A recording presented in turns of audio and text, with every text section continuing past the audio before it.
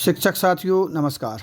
आज हम इस वीडियो में जानेंगे कि किस प्रकार से जो अन्य स्कूल से छात्र हमारी स्कूल में आए हैं तो हम किस प्रकार से उनको इंपोर्ट करें, अपनी शाला में कैसे जोड़ें। तो सबसे पहले किसी भी ब्राउज़र में आपको यूडाइस स्टूडेंट मॉड्यूल सर्च करना है। इस प्रकार से इंटरफेस आ जाएगा। तो इसमें सबसे पहले आपको अपना प्रदेश चुनना है। आप जिस प्रदेश से हैं उस प्रदेश को यहाँ पर चुन लीजिए और उसके बाद सिंपली गो पर क्लिक कीजिए। इस प्रकार से इंटरफेस आपके सामने आ जाएगा। लॉगिन करने के लिए आप डाइस कोड डाल के अपना पासवर्ड डाल के लॉगिन कर लीजिए। यदि आपने हमारे चैनल को अब तक सब्सक्राइब नहीं किया है तो जल्दी से सब्सक्राइब कीजिए, लाइक कीजिए और शेयर कीजिए। वीडियो को स्किप बिल्कुल मत कीजिए, अंत तक वीडियो ज़रूर देखें। और चलिए, इसमें आपने डाइस कोड डाला, आपका जो पासवर्ड है वह पासवर्ड डाला और सिंपली कैप्चा डाल के लॉगिन पे क्लिक कर दिया। तो इस प्रकार से इंटरफेस आपके सामने आ जाएगा। तो हमें कार्य करना है 2025 और 26 का। तो 2025-26 पे हमने क्लिक किया तो इस प्रकार से आपकी स्कूल की डिटेल आपके सामने प्रदर्शित हो जाएगी। इसको आप क्लोज कर दीजिए और क्लोज करने के बाद आप देखेंगे आपका पूरा डाटा यहाँ पर शो हो रहा है। और आपको अब इंपोर्ट करना है जो छात्र अदर स्कूल से आए हैं। तो बाजू में आपको दिख रहा है स्कूल का डैशबोर्ड और इस डैशबोर्ड पर जो आपको बहुत सारी प्रक्रियाएं दिख रही हैं उसी में एक है स्टूडेंट मूवमेंट एंड प्रोग्रेशन। इसमें आपको 4 ऑप्शन नज़र आ रहे हैं। तो इसमें दूसरे नंबर का ऑप्शन है इंपोर्ट मॉड्यूल।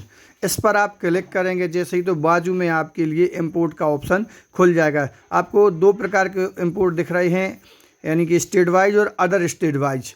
तो सबसे पहले हम जानेंगे यदि हमारे पास स्टूडेंट का पैन नंबर नहीं है तो हम पैन नंबर कैसे पता करें। तो आपको ड्रॉप बॉक्स नीचे दिख रहा है, तो ड्रॉप बॉक्स वाले ऑप्शन पर आपको क्लिक करना है। यहाँ से हम अपने बच्चे का पैन नंबर पता कर सकते हैं जिसको हमें ऐड करना है। यदि आपके पास पैन नंबर है तो वह आपको भी प्रक्रिया बताई जाएगी। तो जैसे ही हमने ड्रॉप बॉक्स पर क्लिक किया, यहाँ पर आपको दिख रहा है सर्च विथ यूडाइस कोड। तो यहाँ से आप यूडाइस से जिस साला से बच्चा आया है उसका डाइस कोड डाल करके आप यहाँ पर उसके पैन नंबर को जान सकते हैं। तो हमने डाइस कोड डाला और सर्च पे क्लिक कर दिया।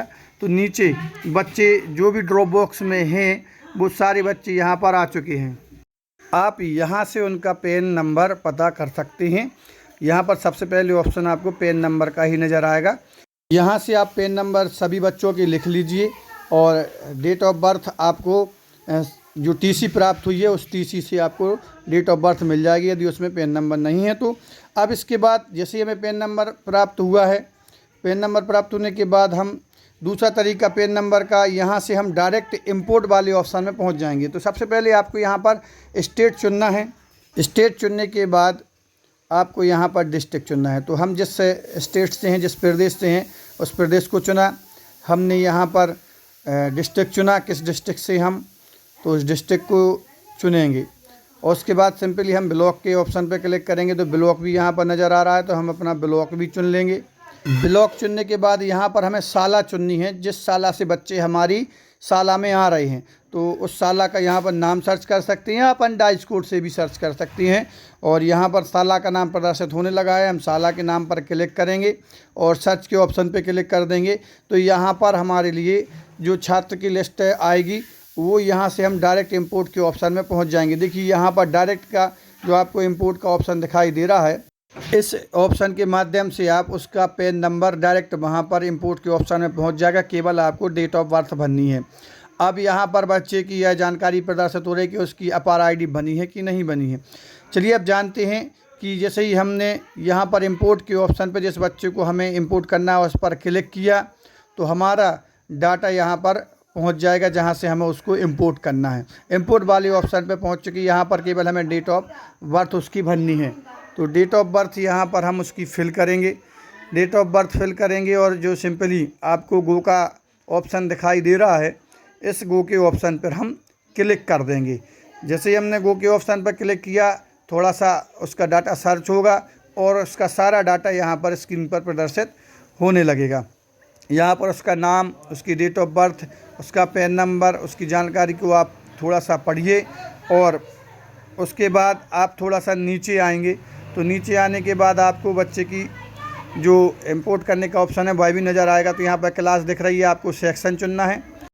यहाँ पर आपको डेट ऑफ एडमिशन का ऑप्शन जो नज़र आ रहा है उस पर आपको एडमिशन की डेट चुननी है, किस डेट के को हमारा जो बच्चा है साला में दर्ज हुआ था। आज भले ही हम उसको इंपोर्ट कर रहे हैं लेकिन डेट वही चुनना है जिसमें हमने उसको साला में दर्ज कर लिया था, वह हमने यहाँ पर डेट चुनी। और इंपोर्ट का जो ऑप्शन आपको नज़र आ रहा है उस इंपोर्ट के ऑप्शन पर आप सिंपली क्लिक कर दीजिए तो बच्चे को इस प्रकार से आ जाएगा, are you sure you want to import this student, उसका नाम, उसकी प्रीवियस क्लास और उसकी अभी की क्लास नज़र आ रही है। और आपको सिंपली कन्फर्म वाला ऑप्शन दिखाई दे रहा है, इस पर आप कन्फर्म पर क्लिक कर देंगे तो आपका बच्चा इंपोर्ट हो जाएगा। लेकिन इस प्रकार से यदि आपको मैसेज आता है तो आपको प्रोग्रेशन एक्टिविटी के मॉड्यूल को आपको पूर्ण करना है, तब बच्चा आपका एक्टिव होगा, यानी कि आपको फाइनलाइज करना है तभी इंपोर्ट आप कर सकते हैं। इंपोर्ट का ऑप्शन वरना आपको क्लोज रहेगा। तो यदि जिन्होंने फाइनलाइज कर दिया है तो बच्चा आपका इंपोर्ट आसानी से इस प्रक्रिया से हो जाएगा। वापस हम इंपोर्ट वाले ऑप्शन में पहुँचे, इंपोर्ट पर फिर से हमने क्लिक किया तो इस प्रकार से इंटरफेस हमारे सामने नज़र आता है।